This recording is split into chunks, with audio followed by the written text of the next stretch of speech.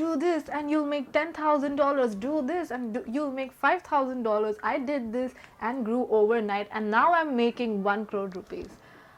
सब लोग यही बोलते हैं, but these are the things which I want every freelancer, solopreneur or an entrepreneur, agency owner to listen, because sometimes we need a reality check, not like a reality check but like a relatability factor, that it's okay even if you don't make $10,000, or if you feel like all of these things are giving you aches and it's like, please stop, like, I'm just too overwhelmed after listening to all these numbers and all these time frames and all of those things. Yeah, it's not going to be easy. I mean, come on, like having a $5,000, making $10,000, $50,000, $100,000.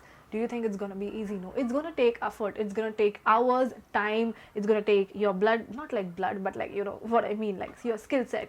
It is going to be a little bit difficult, and the way that people have portrayed right now on social media, I may get hate for it and I may become controversial, but people just seem like making $50,000 is a piece of cakewalk when it is not. Next thing is, see if you really want it. Like, do you really want to start a social media marketing agency, a marketing agency, AI based agency? Do you want to really become a copywriter just because everyone around you is doing that and created and it seems to be cool? Do you really want it? I know one of my favorite personal YouTubers, Vanessa Lau, burnt out and she was on the verge of, doing things which she didn't really want, just because, quote unquote, everyone around her was doing that. So she also felt pressure to do that. Do you really want to create SMMA? Like, just be honest with yourself, not because it is cool or sounds cool or it is in trend right now. Do you really want to do it? Or do you want to focus on some other skill set which can help you make way more money or even more money than that? Don't take things too personally. In the world of business and in freelancing, I feel like people take things way personally, and I feel like I have been there. I've compared myself when these numbers were put out, when these timelines were put out, and I was like, I am a failure. I don't know what I've done. I can't seem to be doing what these people have done so extremously, and sometimes it's just not about you.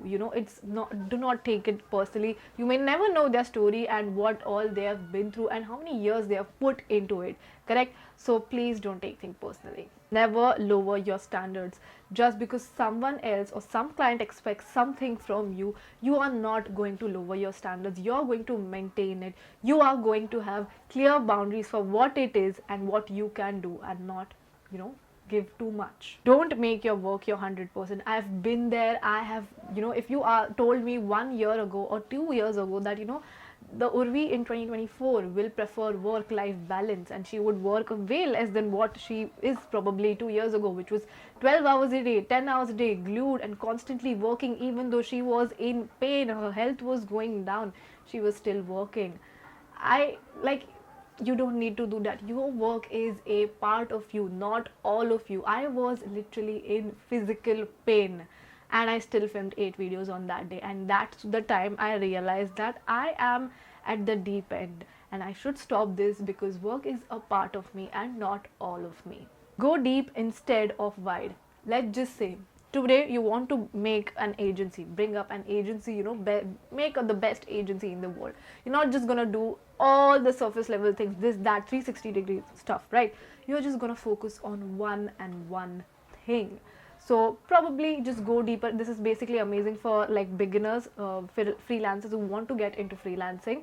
Just focus on that one skill set which you have. I know people who, yes, there are people who love video editing, who love thumbnail editing, who love graphic designing, who love photo editing, but no, only the best ones, what they do, they only focus on one thing. Maybe it can be a thumbnail editor, and that thumbnail editor will get so much business because he is so proficient in that YouTubers will just come to him, they will hire him.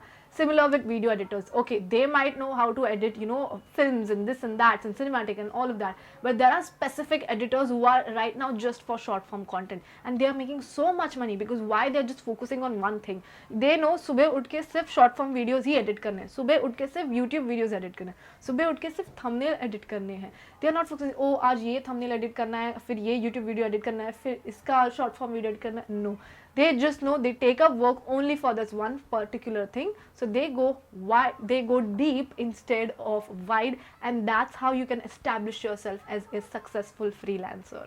It is never going to work just because everyone is around you is doing it. This is something which I talked slightly in the niche thing.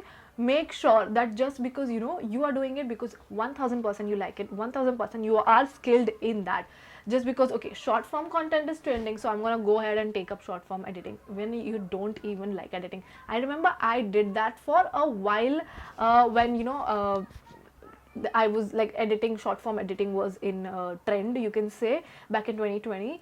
I took up clients and then I was like, I don't really want to edit videos for other people. Like, I'm not enjoying this. I don't even like editing my own YouTube videos.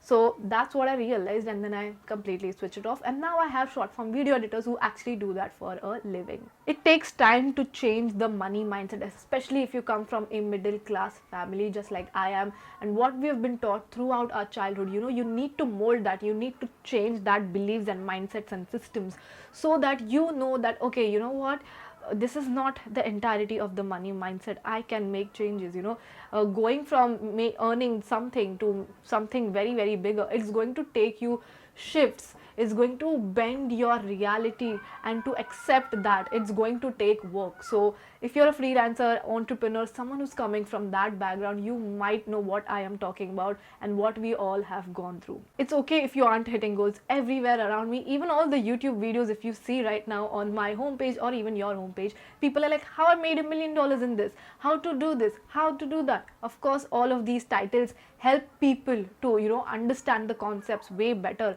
but again, it puts you into the comparison cycle. But you need to make yourself aware that it's okay even if I don't hit my goals. What matters is that you are taking action every single day. Take 2 small actions towards your goal. If your action is to gain 10,000 followers, what is your small action? Is to go ahead and post a story today, go ahead and interact with comments. That is it. If you are taking small actions towards your goals, trust me, you will get there eventually. It's not like you are completely ignoring your goal and just sleeping. It is so easy to get triggered these days looking on social media how people are making millions of dollars, and you are just there who's barely even trying to make $10,000.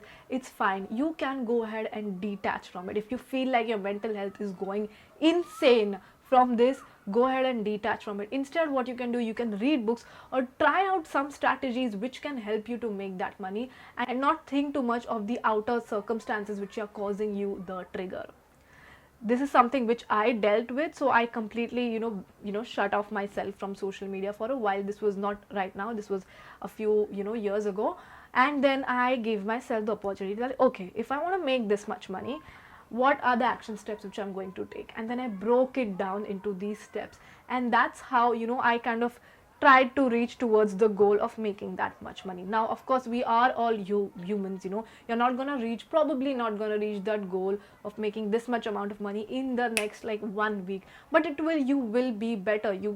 Of course, go ahead and look back, when was the time you wanted to make like 10,000 rupees, and right now you're making like 20 times more than that. Like look at where you came from, and this will help you to look and be like, okay, I've done this previously, I cannot get triggered from it, I do not have to get triggered, it's okay, I've done that previously, it's just a number, I'm gonna cross it super soon. Again, detach yourself from all those things because your journey is different than others. Create boundaries. No matter what your client tells you, what time they call you, whatever unrealistic expectations they have, you need to know that they cannot just call you at like 7 a.m, 10 p.m. No, just no. You need to create boundaries for yourself. You cannot just keep on working 24 times, 24 hours, 7 days a week. That is just not how it works. And again, like today, okay, if you are working 24 hours, right, okay, fine, whatever. What if you just hit burnout? I mean, it should not happen, but what if you try to have a work-life balance, and then the clients start calling you and they'll be like, oh, but you used to answer my call at 10 p.m, you used to answer my call at 5 a.m, whatever that was, right? Why aren't you doing that right now? Why do you have this work-life balance right now? So it's better to have boundaries from the get-go, from the start. I wish freelancers openly talked more about this, because I mean, honestly, I'm done listening to, oh my god, I made this much money, I made that much money by doing just nothing, by doing this thing, by doing that thing. No, I wish people also talked about this. And if you're a freelancer, I would love to hear your thoughts and opinions about this one in the comments below, and I will see you next time. Make sure to watch these videos if you're interested in learning about the online space.